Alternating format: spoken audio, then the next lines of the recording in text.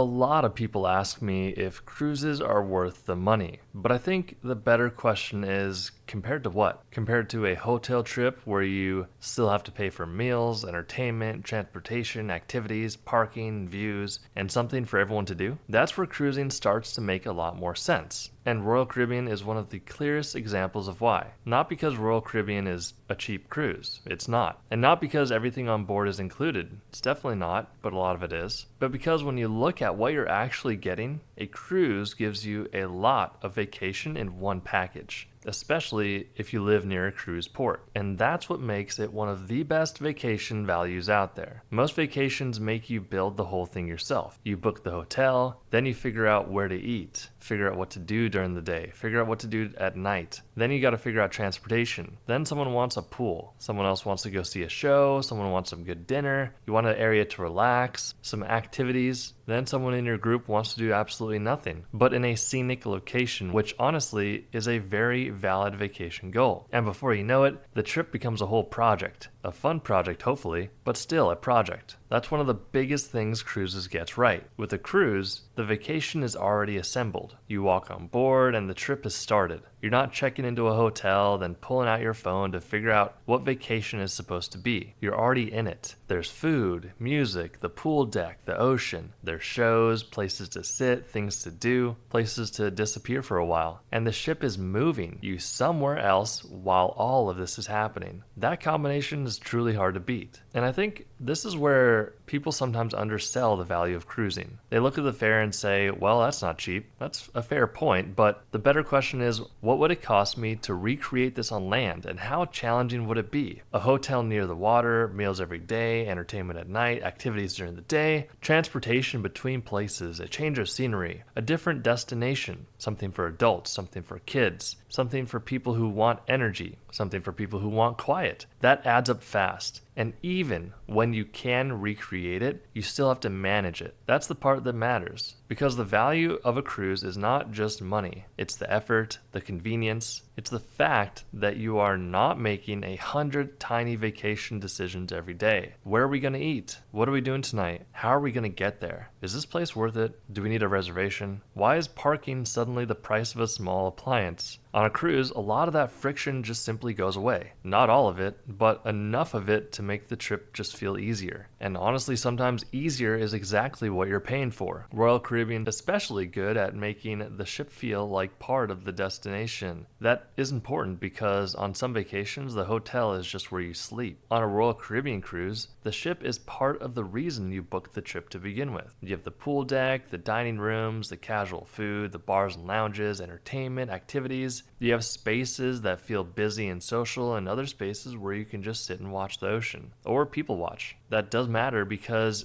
it means the vacation does not depend on one perfect plan. You do not need every port day to be flawless. You don't need every meal to be the best meal of your life. You don't need every show, activity, or venue to be your personal favorite. The value comes from the whole package. There's always something available to do. And more importantly, there's usually more than one way to enjoy the same day. That's a huge strength. This is also why cruising works so well for families, couples, and groups. Because not everyone has to be on the same exact vacation. One person can be at the pool, someone else can be at trivia, one person can be at the gym, someone can go find a snack, someone sitting on the balcony or a quiet deck doing absolutely nothing. And somehow, all of those people are still on the same trip. This is much harder to pull off on land. On a land vacation, the group usually has to agree on one plan. Where are we going? What time are we leaving? Who picked this restaurant? Why are we walking this far? Who said this was close? On a cruise, the ship absorbs a lot of that. You can split up without the day falling apart. Then you can meet back up for dinner later. You can do your own thing for a few hours, have a rendezvous point, and nobody has to turn into an unpaid vacation coordinator. That alone is valuable, especially if you have ever been the person trying to make a group trip work. Because after a while, that stops feeling like a vacation and starts feeling like a part-time job with sunscreen. The other thing that cruising does really well is give you built-in variety. You wake up and the view is different. Maybe it's the ocean, maybe it's a port, maybe it's a sea day where the whole point is to just slow down. That rhythm is a big part of the appeal. A cruise has motivation built into it. You get the comfort of staying in one room, but the trip still changes around you. You unpack once, you sleep in the same bed, you know where your stuff is. But outside of the ship, the scenery keeps changing. That is a really strong formula for a vacation, because most trips make you choose. Do you want the convenience of staying in one place, or do you want the excitement of seeing multiple places? Cruises give you a version of both. It is not the same as doing a deep land trip in every destination. That's not what a cruise is. But as a way to sample places, enjoy the ship, and keep the trip moving without constantly repacking and transferring hotels, it works incredibly well. And then there's the food side of it. Food is one of those things that can quietly make a vacation very expensive. Breakfast, lunch, dinner, snacks, coffee, dessert, another snack because apparently being near the ocean resets the human appetite. It all adds up. On a cruise, you already have a baseline level of food included.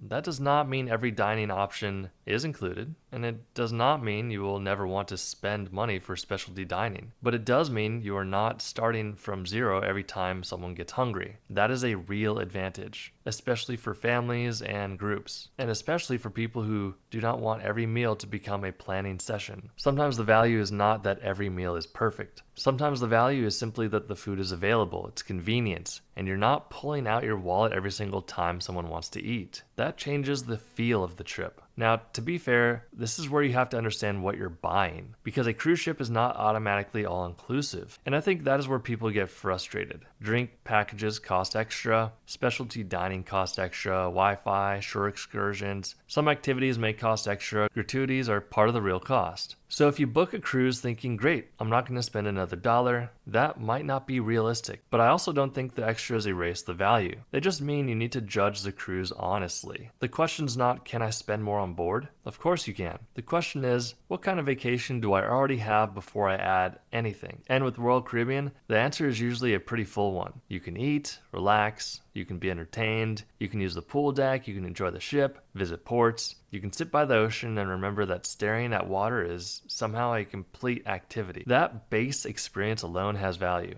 The extras can improve the trip. They can also blow up the budget if you're not paying attention, but they're not the whole story. This is why I think cruising is best understood as a value vacation, not always a cheap vacation. There is a difference. Cheap only means the lowest price. Value means you feel like what you got was worth what you paid, and those things are simply not the same. A cheap vacation can still feel frustrating if it takes too much effort. It has too many compromises or leaves you constantly spending money to make it more enjoyable. A cruise may cost more upfront, but it can feel like a better value because the experience is already there. You're not constantly trying to create the vacation from scratch. You're stepping into something that already has momentum. That's one of the reasons why cruises work. The ship gives you the trip structure. The schedule gives you the day options. The ocean gives you a great atmosphere. And the ports give you a variety. And the onboard experience gives you things to do without needing to leave the property. That is a lot in one purchase. And honestly, one of the best parts of cruising is how quickly it feels like a vacation. There are trips where the first day is basically logistics. Airport, rental car, hotel check-in, find food, figure out the area, unpack, realize you forgot something, try to salvage the evening. With a cruise, once you're on board, there is a shift. You may still have to unpack, you still may be figuring out the ship, you still may be learning where everything is, but emotionally, the vacation starts fast. You hear the music, see the people with drinks, you see the ocean, you walk around the ship, you feel the energy, and even if you are just exploring, it already feels like part of the trip. That has value, because vacation time is limited. Most people do not have endless days to ease into it. So when a trip starts giving you that vacation feeling right away, that matters. The other reason cruising holds up so well is that it lets you choose your own pace. This is underrated, honestly. Some vacations pressure you to constantly go do things. You feel like if you are not maximizing every hour, you're wasting the trip. Cruising is different. You can pack your day with activities, or you can do almost nothing and feel like you use your day well. That is not easy to find. On a Royal Caribbean ship, you can have the busy version of a vacation or the slow version. You can be out late, you can wake up early, go to shows, skip everything. You can make dinner be the big event. You can make the pool deck the whole plan.